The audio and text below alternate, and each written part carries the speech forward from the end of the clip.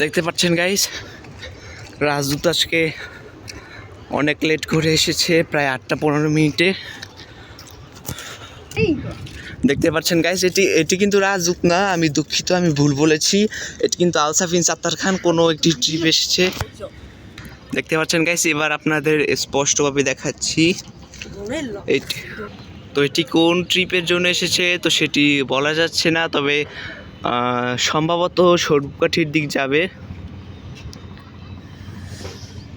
খুবই ধীর গতিতে চলছে এবং রাজদূত এখনো পর্যন্ত কিন্তু আসতে পারেনি, রাজদূতের কোনো চিহ্নই নেই। এবং এখন বাজে ভোর 8:18। এই দেখতে পাচ্ছেন ভোরের পানারিপাড়া। লঞ্চটি কেন এসছে তো এখনও সঠিক জানা যাচ্ছে না, সম্ভবত এটি স্বরূপকাঠির দিক যাবে। তো রাজদূত আসলে আপনাদের সাথে সরাসরি কথা হচ্ছে। তো এবার আপনারা স্পষ্টভাবে দেখতে পাচ্ছেন আজকে আলসাফিন সাত্তার খান এসেছে।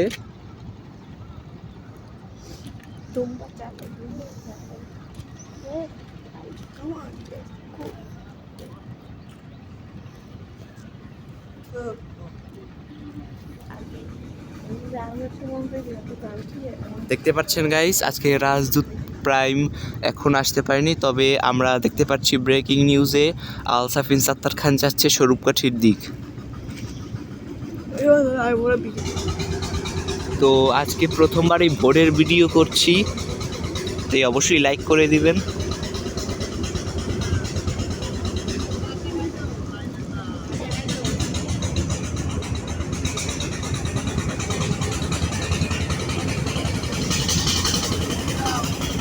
দেখতে পাচ্ছেন স্বরূপকাঠির দিক চলে যাচ্ছে এমভি আলসাফিন সাত্তার খান। তো এখনও রাজদূতের কোনো হদিশ নেই, দেখা যাক কয়টা বাজে আসে, আপনাদের জানাবো। আমি শেষ পর্যন্তই আছি, চিন্তার কোনো কারণ নেই। এবং এই হচ্ছে ঘাটের অবস্থা।